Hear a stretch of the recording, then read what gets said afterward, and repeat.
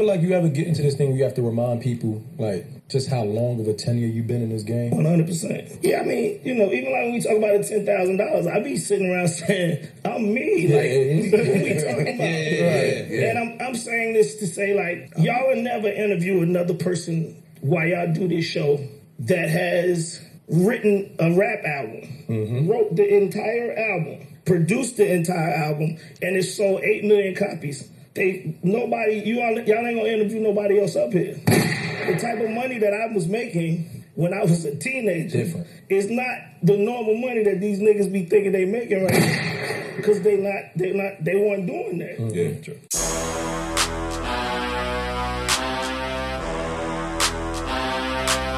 Straight over.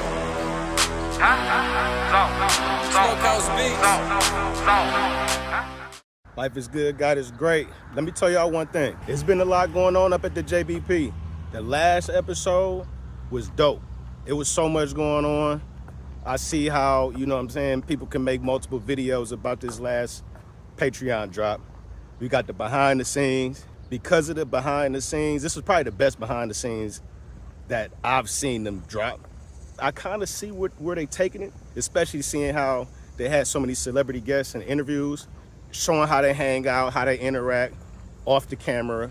The behind the scenes, in my opinion, showed that the whole situation with Mark and Emmany was completely COE.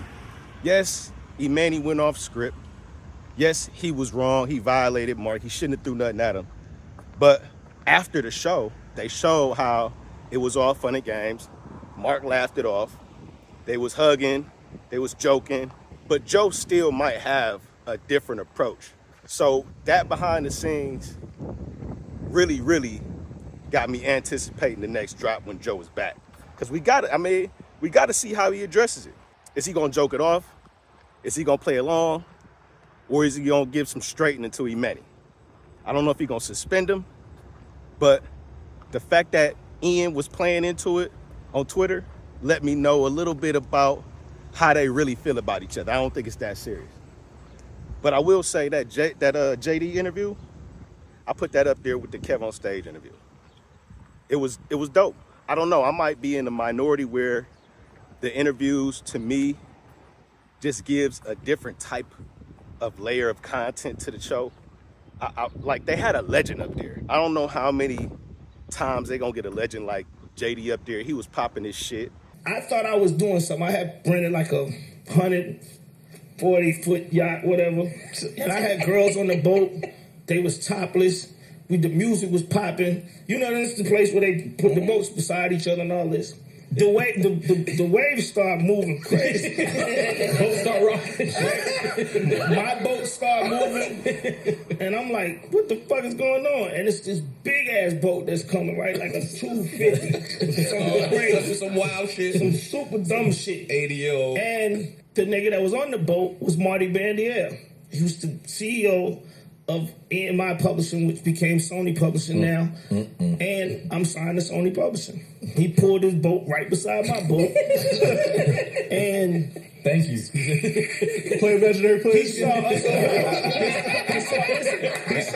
saw us partying. He saw the girls. He did all this. He jumped off his boat and came to my boat and said, JD, don't ever be the nigga that owned that boat over there. And I was like, and it ain't hit me till afterwards. I'm like, I looked at his boat, and it was big, but it was quiet as fuck. It wasn't nobody dancing. Wasn't no women on that motherfucker. It was just him and his family, and he wanted to be on my boat. He looked good to be 52 years old. Like, I like seeing that type of shit. That's just me. And before y'all click off, if y'all didn't click off already, if y'all coming over here expecting to see journalistic type reactions, it's plenty of niggas doing that on YouTube. That ain't what I do. It's not what I do at all. What I do over here, I like to call it R&R. Not R&R, R&R. Regular nigga reactions. I'm just like y'all. I'm a fan of the show, but I don't comment on Patreon. I don't drop comments on Patreon. I don't drop comments on the YouTube. Instead of dropping comments on the channel, I come on my YouTube channel because I like to make content, and I drop my thoughts over here. So if y'all expecting something bigger, something better, it's plenty of other niggas doing that. Go watch the Danny Windhorse nigga if you like that.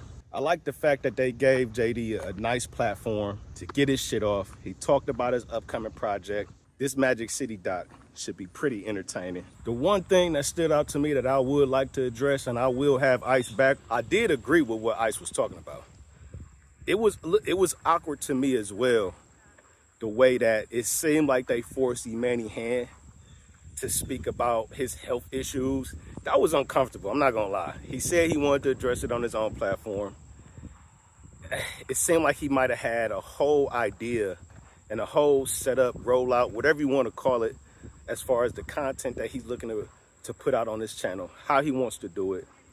And, you know, he'll still be able to elaborate on it if he wants to, but I just felt like that was really, it was cringe to see that information come out. If Joe knew that before everybody else, and he still proceeded to joke, that's also cringe. Joe, I understand the show is all about games, it's all about fun, it's all about laughing, joking. They don't want to take things too seriously, but at some point, it's like you can acknowledge a serious moment. Like, you ain't got to spend 5, 10, 15 minutes on it, but sometimes it just come off as just like super immature when it's a serious issue going on and it's just jokes right after the serious situation is brought up. Even when I saw it when Mel was getting frustrated when it was talking about the Malcolm-Jamal Warner situation with her, whether it was her or her crew, like she said, changing the title of the interview when they got into that situation. It was a little cringy because it's like, all right, as the audience, we don't really know all the details that y'all know behind the scenes.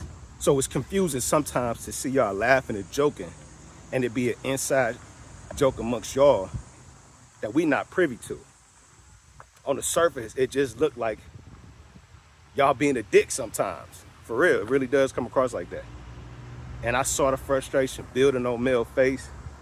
It seemed like the explanation she had for that topic made sense. But it was like, it was so much joking and laughing going on. It's like, you just don't know. You just don't know. I don't know how sick and tired of the disrespect Mel is. Like, I don't know if she's getting to a boiling point, but she does play it off like they'll get into a serious situation. She'll express her displeasure with it, but then she'll go right back into work mode and she'll joke and carry on with the rest of the crew. So it's like, it's some weird dynamics going on with Mel specifically. It's harder to read. It's harder to read. The Emmany and Mark situation is much easier to diagnose than whatever is going on with Mel and the entire rest of the crew. Like, maybe not Ice as much, but it seemed like she got some type of an issue with every single person up there at some point in time. So we just got to see what happens with that. But that was two cringy situations that I just didn't understand as a viewer. Y'all let me know what y'all thought. But yeah, I ain't gonna hold y'all too much longer, man. It's the J-Man Show, man. Like the video, subscribe if you ain't done so already, man. Appreciate y'all. We turning up. It's the J-Man Show. I'm out.